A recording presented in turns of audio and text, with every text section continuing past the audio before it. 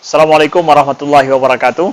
Anda rindu mendengarkan kajian-kajian dari ustadz-ustadz kita dari Aceh? Kunjungi channel YouTube Maulizul Akbar NAD. Subscribe, like, share, komen.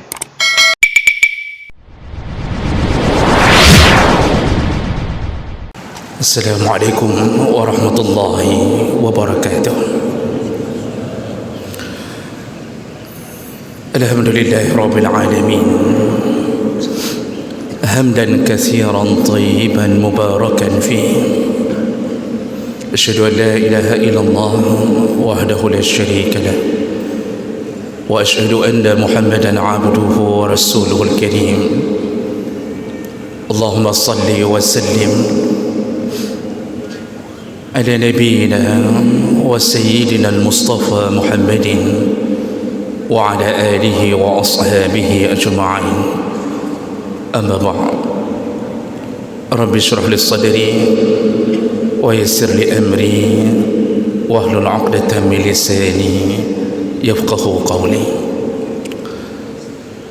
Segala puji bagi Allah, kemudian salawat dan salam kepada Rasulullah, pada keluarga dan seluruh sahabat-sahabatnya yang Allah muliakan insyaAllah. Imam Masjid Tengku Cik atau Imam Cik Masjid, guru-guru kamu, pembina SMS, guru kita bersama Abu Asnawi, beserta semua bapak-bapak dan ibu-ibu yang telah menyempatkan waktu berhadir, dan semoga setiap langkah kita, duduknya kita, bahkan diamnya kita, semoga tercatat di sisi Allah Subhanahu wa taala. Bapak Ibu yang Allah muliakan, alhamdulillah yang tiada habis-habisnya, mil'us samawati wa mil'ul ard. Benar-benar segala puji bagi Allah sepenuh langit dan bumi yang telah mengijabahkan semua keinginan permintaan kita, yang mulut kita selama ini mengucapkan Allahumma ballighna Ramadan. Ya Allah, izinkanlah kami menginjakkan kaki dalam Ramadan. Allah telah ijabahkan. Allah izinkan kita masuk ke dalamnya. Allah tidak biarkan menasah-menasah memanggil nama kita dengan diawali kalimah inna lillahi wa inna ilaihi raji'un. Hari ini kita telah berada di dalamnya, maka tiada lain kecuali syukur kepada Allah. Jemaah belakang Allah, dalam kesempatan yang singkat ini, mari kita telaah kembali ayat yang paling masyhur, yang paling sering kita dengarkan, yaitu ketika Allah mengatakan ya ayyuhalladzina amanu kutiba alaikumusiyam kama kutiba alal ladzina min qablikum la'allakum tattaqun. Ada perkara yang harus direnungkan. Allah Subhanahu wa taala menyengajakan memulai perintah puasa dengan mengundang orang-orang yang beriman saja. Allah sebutkan wahai yang beriman. Kenapa yang diundang hanya yang beriman? Kenapa Allah tidak ucapkan ya ayyuhal muslimun? Padahal dalam literatur fikih, syarat wajib dan syarat sah puasa Ramadan adalah Islam. Walaupun munafik, walaupun fasik, atas nama sudah Islam wajib puasa. Namun ketika Allah memanggil, tidak memanggil Islam. Kenapa Allah panggil yang beriman? Padahal dalam fikih tidak disebutkan syarat wajib dan syarat sah harus beriman. Allah buka pintu puasa, mengundang orang-orang yang beriman, tentu ada maksud. Kita datang dengan iman, nanti ujung ayatnya la'allakum tattaqun, lalu engkau keluar dari Ramadan dalam keadaan bertakwa. Masuk dengan iman, keluar dengan takwa. Ini parameter bahwa kita berhasil atau tidaknya dalam Ramadan. Jemaah mereka Allah, jadi dari awal kita sudah bisa menebak kita ini gagal atau tidak, makbul atau tidak. Lihat saja kita masuk, apakah membawa iman, lalu ketika keluar apakah dengan takwa. Kalau itu dapat, maka insya Allah surga milik kita. Jemaah yang Allah muliakan, ada beberapa maksud Allah kenapa Allah mengundang hanya orang yang beriman. Yang pertama, yang bisa merasakan kebesaran Allah dalam Ramadan hanya orang beriman. Iman ini kan pondasi semua amal. Bapak Ibu dan kita semuanya melangkahkan kaki, bahkan ada yang datang dari pelosok yang jauh menuju ke masjid-masjid setiap 5 waktu. Siapa yang mendorongnya? Iman. Ketika kita berusaha mendatangi nanti malam, melakukan salat-salat yang Allah sunnahkan, bukan Allah wajibkan, siapa yang membuat kita datang? Iman. Iman ini menjadi pendorong utama. Maka orang yang masuk ke dalam Ramadan, yang bisa merasakan kehadiran dan kebesaran Allah hanya orang beriman, dan belum tentu dimiliki sifat itu oleh seorang muslim yang tidak beriman. Hanya iman yang membuat kita merindukan Allah. Hanya iman yang membuat kita bisa merasakan bahawa Allah itu ada dan kekuasaannya ada. Bayangkan kalau kita bertanya pada diri kita sendiri, Allah Subhanahu wa taala menghadirkan Ramadan untuk memuliakan kita atau memuliakan dirinya? Apakah Allah hadirkan Ramadan untuk memuliakan kita atau menghadirkan atau memuliakan dirinya? Jawabannya mudah ditebak. Allah hadirkan Ramadan hanya untuk memuliakan kita, demi kita, untuk kita, untuk hamba yang tidak memberi manfaat apapun kepadanya, untuk hamba yang sering mengkhianatinya, untuk hamba yang terlalu jauh berjalan tanpa petunjuk dari dirinya. Allah hadirkan Ramadan untuk apa? Hanya untuk membuat kita merasa bahawa Allah itu dekat dengan kita, sekaligus untuk mengampunkan segala dosa-dosa kita. 11 bulan kita melupakan Allah setelah Ramadan tahun yang lalu. Tidak ada jaminan bahawa kita bisa mendatangi Ramadan berikutnya. Tapi hari ini Allah kembali hadirkan. Dalam 11 bulan kita melakukan berbagai maksiat. Kita lupa Allah itu ada di kedai kopi. Kita lupa bahawa Allah itu juga ada di tempat-tempat anak-anak bermain, iaitu PS. Kita lupa bahawa Allah juga melihat bahawa kita melakukan maksiat di mana-mana. Tapi Masya Allah, satu-satunya yang mengampunkan dosa berkali-kali hanyalah Allah Subhanahu wa taala. Berkali-kali. Bahkan dalam hadis disebutkan, walau seandainya engkau melakukan maksiat ananas sama', dosamu setinggi langit dan bumi, seandainya engkau memohon ampun kepada aku, ku ampunkan segala-galanya. Wala ubali, aku tidak peduli seberapa besar dosamu, aku tidak peduli, kata Allah.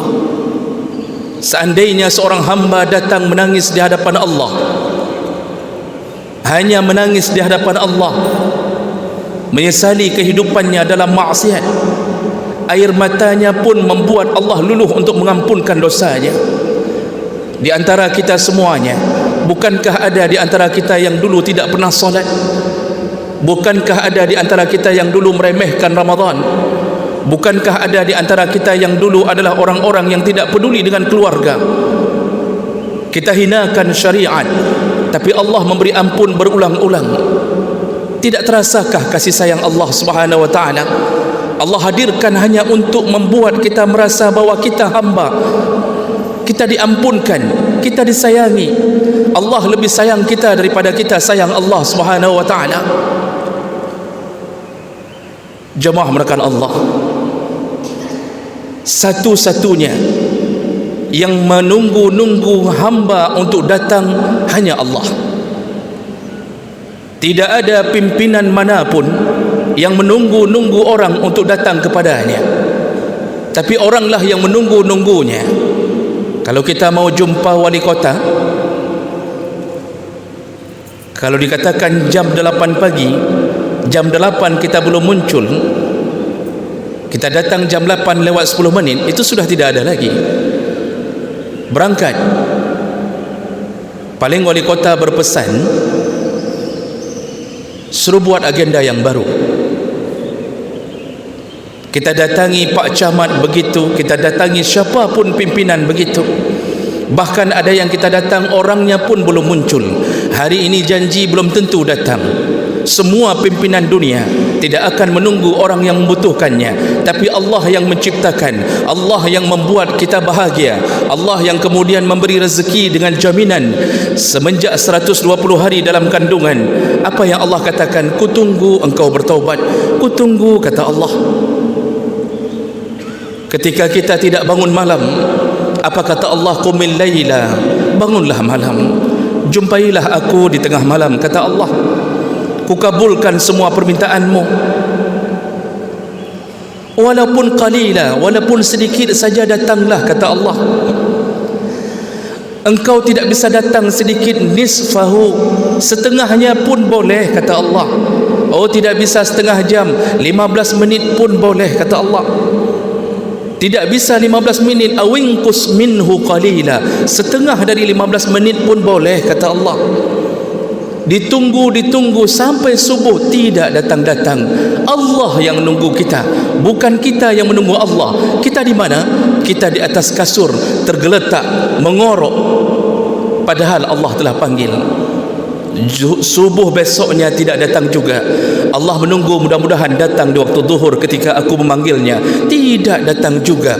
Asar tidak datang, maghrib tidak datang, Isya tidak datang.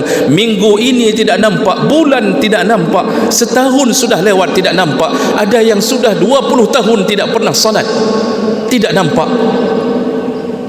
Ketika dia nampak, kalau kira-kira pimpinan dunia apa yang dikatakan? Baru jino kaja 20 tahun ku prehkah haik ku uruh li, begitu kata pimpinan dunia. Tapi Masya Allah, Allah mengatakan air matamu, pengampunan yang engkau harapkan dariku, ku ampunkan engkau. Oleh karena itu berfikirlah dengan baik. Ramadan ini memuliakan kita, bukan memuliakan Allah. Kita hanya ditunggu oleh Allah. Seberapa hebat kita bersyukur kepadanya. Maka bersyukurlah dengan kebesaran dan kemaafan Allah ini. Datangilah Ramadan, masuklah Ramadan dengan kegembiraan, dengan penuh rasa cinta, rasa rindu. Orang kalau sudah cinta dan rindu, kata orang di dunia, tai kambing pun rasa coklat, kata orang. Ya. Kalau sudah cinta, rasa rindu, sesama manusia saja, itu Masya Allah, gunung didaki, lautan diseberangi. Makanya tidak pulang-pulang gara-gara urusan itu. Tapi Masya Allah, cintanya melambung-lambung. Ada yang 20 tahun mentraktir bakso seorang perempuan, tahun ke-21 dikawini oleh orang lain. Cinta. Kita kalau sudah cinta tidak peduli, mau jauh pun kita datangi. Tapi kenapa dengan Allah kita tidak bisa membuat cinta itu berhasil? Jamaah melaka Allah Subhanahu wa taala, maka efek iman pertama masuk Ramadan, hanya orang beriman yang bisa merasakan kebesaran Allah Subhanahu wa taala. Maka dia gembira hatinya ketika mendapatkan Ramadan kembali. Dia datangi semua perintah Allah dengan kegembiraan, dengan keikhlasan. Ini yang pertama. Kemudian yang kedua, kenapa Allah panggil orang yang beriman? Karena hanya orang yang beriman yang bisa meyakini semua janji-janji Allah Subhanahu wa taala. Hanya orang beriman yang bisa meyakini janji Allah Subhanahu wa taala. Ramadan membawa janji. Dari awal Ramadan telah disebutkan bahawa Ramadan itu ketika datang dibukakan pintu surga selebar-lebarnya, ditutup pintu neraka serapat-rapatnya, diikat para syaitan. Ini janji Allah. Jadi kenapa Ramadan itu begitu bermakna bagi kita? Karena dia datang dengan membawa surga. Percaya atau tidak bahawa Ramadan datang membawa surga, hanya iman yang bisa merasakannya. Hanya iman. Orang kalau sudah percaya, sekecil apapun amalan pasti dia lakukan untuk mendapatkan janji Allah. Dulu di kalangan para sahabat, pantang Nabi berjanji dengan surga langsung diraih oleh sahabat tanpa bertanya kedua kalinya. Bapak Ibu yang Allah muliakan, ketika terjadi perang Uhud, salah satu daripada sahabat Nabi dari Bani Salamah yang bernama Amr bin Jamuh, umurnya sudah 60 tahun lebih, kakinya pincang, anak-anaknya ada 4 orang, semua laki-laki. Ketika Nabi memanggil untuk bersiap-siap menuju ke perang Uhud, yaitu perang ketika orang-orang kafir menuntut balas dari kekalahan mereka dari perang Badar, Amr bin Jamuh dilarang oleh anak-anaknya. Dia mengatakan, ayah. Jadi mereka mengatakan kepada ayahnya, ayah sudah tua, apalagi fisik ayah dengan kaki yang pincang. Allah dan Rasul telah memaafkan ayah. Biarlah kami yang laki-laki ini, anak-anakmu saja yang bepergian. Biarlah kami yang berjihad bersama Rasulullah. Ayah duduklah di rumah, tidak perlu berjihad. Apa kata Amr bin Jamuh? Wahai anakku, kenapa engkau melarang ayah ini untuk mendapatkan surga Allah? Kenapa cuma kalian yang ingin masuk ke dalam surga? Ayahmu ini walaupun dengan kaki pincang, aku berharap kaki pincang inilah yang memasukkan aku ke dalam surga. Aku ingin masuk dalam surga dengan keadaan kaki seperti ini. Anaknya terus melarang, tidak perlu ayah. Lalu kemudian Amr bin Jamuh mendatangi Rasulullah sallallahu alaihi wasallam. Lalu beliau mengatakan, ya Rasulullah, anak-anakku melarangku untuk berjihad hanya gara-gara umurku yang telah renta dan gara-gara kakiku pincang. Mereka melarangku untuk berjihad. Aku mohon kepadamu ya Rasulullah, izinkanlah aku untuk pergi bersamamu menuju ke medan Uhud. Bukankah seandainya aku syahid nanti, bukankah kakiku lengkap nanti, bukankah nanti aku tidak pincang lagi dalam surga? Rasulullah mengatakan, na'am, pasti engkau tidak pincang lagi dalam surga. Kalau begitu izinkan aku masuk surga ya Rasulullah. Apa jawaban Nabi? Dia panggil anak-anaknya, lalu dia katakan, izinkan ayahmu untuk berjihad. Lalu diizinkan oleh Rasulullah. Terjunlah dia dan anak-anaknya dengan kaki yang terseok-seok di dalam medan perang. Sebilah pedang berada di tangannya, dia hayunkan ke kanan dan ke kiri. Dia berhasil membunuh beberapa kafir dengan keadaan pincangnya. Lalu kemudian dia tertusuk tombak, mati, gugur di medan Uhud. Ketika jenazah dikumpulkan, Rasulullah sallallahu alaihi wasallam kemudian mengatakan, inilah Amru bin Jamuh yang masuk surga dalam keadaan pincang. Kumpulkanlah jenazahnya bersama Abdullah bin Amir, karena mereka sahabat di dunia, dan biarkan mereka terus bersahabat ke dalam surga. Nyan urang pincang roje, bahasa katanya urang capiak roje, berharap-harap surga dari medan perang. Kenapa? Kerinduannya terhadap janji Allah. Tidak pernah sedikit pun merasakan keraguan bahawa Allah kalau sudah berjanji pasti akan ditepati. Tidak pernah ada sedikit pun rasa syak wa sangka kepada Allah.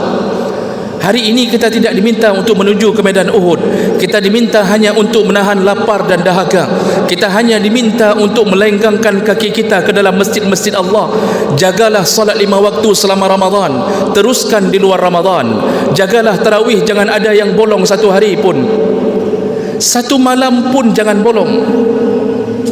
Hanya orang-orang yang percaya pada janji Allah yang mampu melakukan Ramadan dari awal sampai akhir dengan baik. Lihat buktinya nanti. Mereka yang tidak lengkap iman yang di dalam dadanya hanya muncul di masjid-masjid Allah untuk melakukan tarawih hanya sampai malam ke-7, malam ke-8, lalu bergeser. Lihatlah nanti ada orang-orang yang dari pagi hanya memikirkan bagaimana dia harus melakukan pencarian rezeki sebanyak mungkin. Tidak ada ibadahnya. Dalam pikiran hanya mempersiapkan jualan dan jualan. Bukan haram berjualan dalam Ramadan. Sisakan waktu untuk Allah, karena Allah hadirkan Ramadan bukan untuk berjualan sebenarnya. Walaupun itu dibolehkan bahagian daripada rezeki, sisakan waktu untuk Allah. Cukuplah jualan dari ba'da asar sampai menjelang maghrib. Tutuplah, karena Allah lah pemberi rezeki. Datangilah masjid-masjid Allah. Hanya orang beriman yang mampu melakukan ini. Hanya orang beriman yang mampu bangun di jam 4 subuh, lalu kemudian melakukan salat tahajud, lalu melakukan sahur karena Allah. Hanya orang beriman yang yakin dengan surga Allah, yang akan mampu membuka lembaran-lembaran Al-Quran dari satu halaman ke halaman berikutnya. Satu hari 2 juz bisa dia selesaikan. Hanya orang beriman. Tidak ada sikap ini pada orang selain beriman. Maka Allah panggil, ya ayyuhalladzina amanu, rasakanlah diri beriman atau tidak dalam hari-hari Ramadan. Ini hari-hari pertama wajar semua orang datang, semua dipenuhi masjid-masjid Allah, sesak masjid, wajar menyambut Ramadan. Tapi lihat bukti iman nantinya. Jemaah merakan Allah, ketika Umar bin Khattab mendirikan tarawih berjamaah pertama sekali, yang disuruh menjadi imam adalah Ubay bin Ka'ab. Keterangan dari sahabat-sahabat ini sepeninggal Nabi ini, mereka tidak lagi melihat Nabi SAW. Apa kata mereka? Kami melakukan tarawih dipimpin oleh Ubay bin Ka'ab. Kaki kami bergetar, kata para sahabat, hatta na'tamidu 'ala al-'asa, sampai kami memegang tongkat-tongkat kami agar tetap bisa berdiri tegak. Wala yansarif ahaduna, tidak ada di antara kami yang bubar dari tarawih, tidak ada satu pun, hatta fi furu'il fajr, sampai datangnya fajar. Tarawih dari habis isya sampai datangnya fajar. Itu mereka tidak lagi bersama Rasulullah. Begitu kuatnya kerinduan terhadap janji Allah yang bernama surga. Begitu rindunya mereka ingin bersama bidadari-bidadari surga.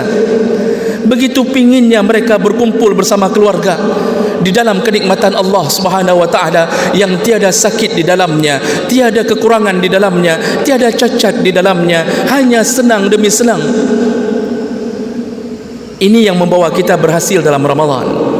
Maka hanya orang beriman yang mampu berjaga-jaga menuju ke kantor, bawa Quran. Nasabah sedang tidak ada, baca Quran. Jam 8 nanti mulai solat duha atau jam 9. Lalu dia mencari nafkah tanpa mengurangi beban Ramadannya.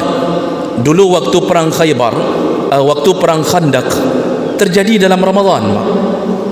perang Khandaq itu harus menggali parit untuk menghadang pasukan kafir. Digali parit oleh para sahabat di tengah-tengah siang Ramadan. Disebutkan dalam sirah, tidak ada satu sahabat pun yang berbuka puasa menggali parit untuk menghadang orang kafir di tengah siang hari Ramadan itu, dalam keadaan yang sudah sangat lelah, lapar yang luar biasa, dahaga luar biasa. Apa yang mereka lakukan? Mereka ambil bebatuan, diikatkan di perut mereka agar jangan sampai perut ini menggoda mereka untuk berbuka puasa. Itu sahabat dulu. Demi apa? Demi surga. Hari ini mereka telah tiada. Mereka telah berhasil melewati Ramadan demi Ramadan dengan kerinduannya untuk berjumpa kembali dengan Allah Subhanahu wa taala. Inilah kenapa iman yang Allah sebutkan. Kenapa Allah mengatakan ya ayyuhalladzina amanu, hanya orang beriman, hanya iman yang membuat kita sanggup. Jemaah melakukan Allah. Ini faktor kedua. Yang ketiga, kenapa Allah sebutkan iman untuk memanggil orang puasa? Karena hanya orang yang beriman yang takut kepada Allah Subhanahu wa taala. Bukankah Allah tadi mengatakan dalam ayat Ramadan, la'allakum tattaqun, semoga setelah Ramadan engkau bertambah takwamu. Keluar dengan takwa.